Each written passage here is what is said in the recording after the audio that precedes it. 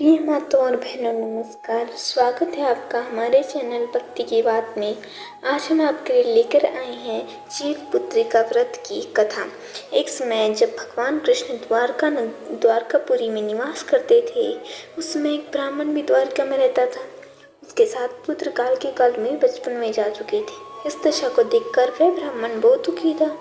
एक दिन वह भगवान कृष्ण के पास गया और कहने लगा, भगवान, आपके राज्य में आपकी कृपा से मेरे 7 पुत्र हुए, परंतु जीवित कोई नहीं रहा। क्या कारण है? यदि आप अपने राज्य में किसी को दुखी देखना नहीं चाहते तो कोई उपाय बताइए।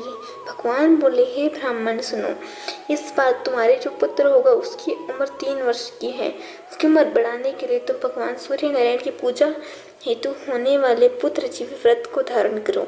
तुम्हारे पुत्र की आयु बढ़ेगी। ब्राह्मण ने वैसा ही किया।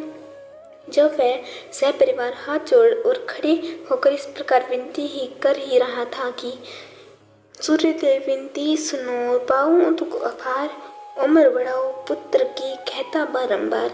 इतना सुनते ही सूर्य का रथ वही रुक गया। ब्राह्मण की विनती से प्रसन्न होकर सूर्य ने अपने गले से एक माला ब्राह्मण पुत्र के गले में डाल दी और आगे चले गए। थोड़ी दूर में यमराज ब्राह्मण पुत्र के प्राण लेने आए। यमराज को देखकर ब्राह्मण और ब्राह्मणी कृष्ण जी को झूठा कहने लगे। भगवान कृष्ण अपना अनादर जानकर तुरंत सुदर्शन चक्र लेकर आ गए और बोले, इस माला को यमराज के ऊपर डाल दो। इतना कहते ही ब्राह्मण उस माला को उठाने लगा कि यमराज डर से भाग गए, परंतु यमराज की छाया उसी में रही। उस फूल की माला को छाया को ऊपर फेंक दिया। इसके फलस्वरूप वे छाया शनि के रूप में आकर भगवान कृष्ण की प्रार्थना करने लगी। भगवान कृष्ण को शनि के ऊपर दया आ गई और पीपल के वृक्ष पर रहने के लिए कहा। तब से शनि की छाया पीपल के वृक्ष पर निवास करने लगी। इस प्रकार भगवान श्री कृष्ण ने उस ब्राह्मण के पुत्र की उम्र बढ़ा दी।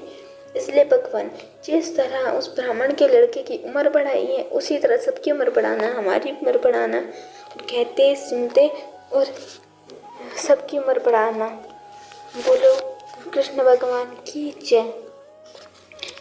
अगर आपको वीडियो थोड़ी सी भी अच्छी लगे तो लाइक और शेयर करना। चैनल पर नए हो तो चैनल को सब्सक्राइब करना और कमेंट बॉक्स में हर हर महादेव लिखना।